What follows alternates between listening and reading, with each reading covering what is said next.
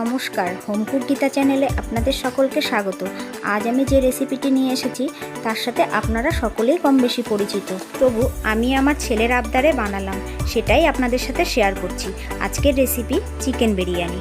বিরিয়ানিটা বানানোর জন্য নিয়ে নিয়েছি আমি চিকেনটা ম্যারিনেট করার জন্য দিয়ে দিচ্ছি 1 চামচ ভিনেগার, 1 চামচ রসুন বাটা, 1 চামচ আদা বাটা, 1 চামচ লঙ্কা বাটা, পরিমাণ মতো নুন, হলুদ, 1 চামচ বিরিয়ানি মশলা আর ফেটিয়ে রাখা টক দই।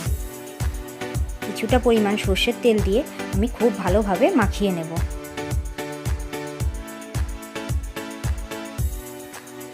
ভালোভাবে মাখানো হয়ে গেছে। এবার আমি 1 ঘন্টা ঢাকা দিয়ে নর্মাল ফ্রিজে রেখে দেব। এখানে নিয়ে নিয়েছি আমি দেরাদুন চাল। ভালোভাবে চালটাকে 2-3 বার জল পাল্টে ধুয়ে 1 ঘন্টা ভিজিয়ে রেখে দেব। একটা কড়াই বসিয়ে বেশ কিছুটা সাদা তেল দিয়ে পেঁয়াজটাকে বেরেস্তা ভেজে নিচ্ছি।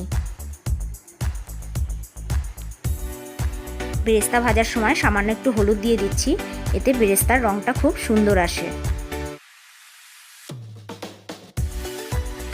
বেরেস্তাটা ভাজা হয়ে গেছে, এবার আমি নামিয়ে নিচ্ছি। ওই একই তেলের মধ্যে আমি আলুগুলোকে একটু নুন হলুদ দিয়ে ভেজে নেব।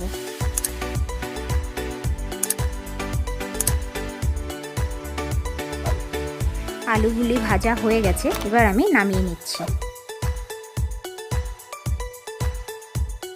বেরেস্তা ভাজা তেলটা নামিয়ে রেখে ওই কড়াইয়ে দিয়ে দিচ্ছি পরিমাণ মতো সর্ষের তেল।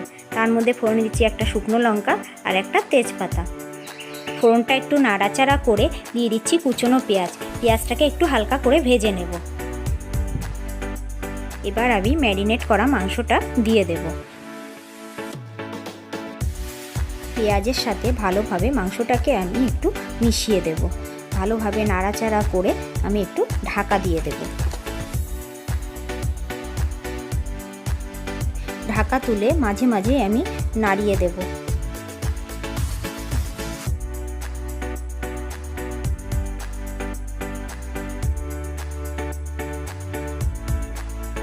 এইভাবে ঢাকা দিয়ে মাংসটাকে খুব ভালোভাবে কষিয়ে নেব। এখানে আমি একটু দুধ গরম করে নিয়েছি, এর মধ্যে কেশরটা দিয়ে আমি ভিজিয়ে রেখে দেব। ঢাকা তুলে একবার আমি নাড়িয়ে দেব।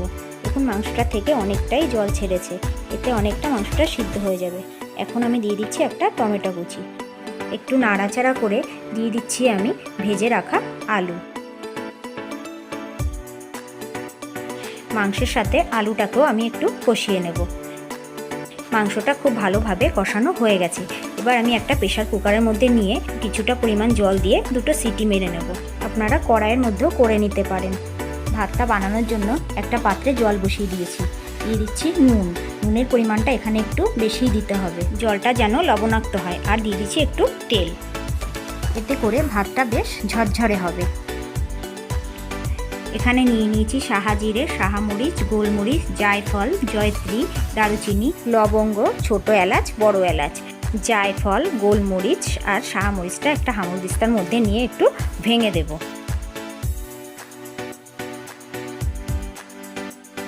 জলের মধ্যে দিয়ে দিচ্ছি তেজপাতা আর সমস্ত গোটা মশলাগুলো। ভালোভাবে একবার মিশিয়ে দেব। এবার আমি ঢাকা দিয়ে জলটাকে ভালোভাবে ফুটিয়ে নেব। জলটা ভালোভাবে ফুটে গেছে, এবার আমি দিয়ে দিচ্ছি একটু কেওড়া জল আর একটু গোলাপ জল। আবারও একটু আমি সব কিছু মিশিয়ে দেব। এতে করে জলের মধ্যে সমস্ত কিছু ফ্লেভারটা মিশে যাবে। এবার আমি সব কিছু ছেঁকে তুলে দেব। এবার আমি ভিজিয়ে রাখা চালটা দিয়ে দেব। আলতো হাতে একটু নাড়িয়ে দেব। এবার আমি ভাতটা রান্না করে নেব। দেখুন ভাতটা আমার প্রায় হয়ে এসেছে। 80% মতো ভাতটা আমি সিদ্ধ করে নেব, বাকিটা দমে হয়ে যাবে। ভাতটা হয়ে গেছে, ফ্যান ঝরিয়ে নেব। কেশর ভিজানো দুধের মধ্যে দিয়ে দিচ্ছি কয়েক ফোঁটা মিঠা আতর। আমি ভাত রান্না করা ওই পাত্রটাই ধুয়ে নিয়ে নিয়েছি। আর মধ্যে কিছুটা ঘি দিয়ে ভালোভাবে ব্রাশ করে নিচ্ছি। লেয়ার করার জন্য প্রথমে আমি কিছুটা ভাত দিয়ে দিচ্ছি। এবার উপর থেকে দিয়ে দিচ্ছি আমি মাংস, সাথে কিছুটা গ্রেভিও দিয়ে দিচ্ছি। উপর থেকে দিয়ে দিচ্ছি পেঁয়াজ বেরেস্তা, বিরিয়ানি মশলা, কেশর ভেজানো দুধ আর সামান্য পরিমাণ ঘি। এবার উপরে আমি আবারও ভাত দিয়ে দিচ্ছি। এই একইভাবে আমি আরও 2টো লেয়ার করেছি। সবার উপরে আমি দিয়ে দিচ্ছি আলু আর ডিমটা। মোট আমি 3টে লেয়ার করেছি। ফার্স্ট এবং লাস্ট লেয়ারটা আমি আপনাদের দেখালাম। সব শেষে উপরে বাকি ভাতটা দিয়ে সমস্ত উপকরণগুলো দিয়ে উপর থেকে দিয়ে দিচ্ছি একটু গোলাপ জল, একটু কেওড়া জল আর একটু মিঠা আতর। উপরে কিন্তু ঘিয়ের পরিমাণটা একটু বেশিই দেবেন। ঢাকাটা বন্ধ করে আটা দিয়ে ভালো করে মুখটা সিল করে দেব, যাতে ভেতর থেকে কোনো রকম গন্ধটা না বাইরে বেরিয়ে আসে। এবার আমি একটা তাওয়া বসিয়ে তার উপরে আমি দমে দিয়ে দেব 20 মিনিট। প্রথম 5 মিনিট দিয়েছি আমি হাই ফ্লেমে, পরের 10 মিনিট লো ফ্লেমে, লাস্ট 5 মিনিট আমি হাই ফ্লেমে দিয়ে নামিয়ে নিয়েছি। ভিডিওতে দেখানো হয়নি, আমি সামান্য একটু ফ্রুট কালার ব্যবহার করেছি, আপনারা চাইলে নাও করতে পারেন। এই হচ্ছে বিরিয়ানির লুক। দেখে তো বুঝতেই পারছেন কতটা সুস্বাদু হয়েছে। ঘরটা পুরো গন্ধে মমা করছে। আজকের রেসিপিটি কেমন লাগলো কমেন্টে জানাবেন। আবার দেখা হবে পরের কোনো রেসিপিতে। ধন্যবাদ।